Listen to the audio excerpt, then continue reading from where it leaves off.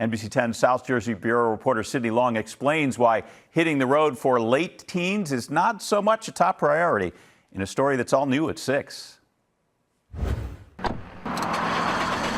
It has always been a rite of passage, a sign of teen independence, learning how and getting licensed to drive. They just don't have that urgency that we did growing up. But increasingly, teens are putting the brakes on it. It's a pain and an expensive one. And for numerous reasons. They want their independence, but they're getting it other ways. Last thing they want to do is learn to drive. If I can park my car 6 months a year, yeah, that sounds good to me. Dustin Sanchez of Marlton got lucky. His aunt gave him a used car 2.5 years ago when he was 16. It kind of just sat there because, like, even driving school, that's like $400. He says if he was on his own insurance, it could be well over $500 a month. What freedom you have from your parents, you now owe it to an insurance company. So instead of gas, tolls, and possible car maintenance, they choose rideshare. We can basically just Uber or Lyft wherever we want if it really comes down to it. Teenagers these days have other bills that didn't exist years ago. They didn't have that cell phone bill.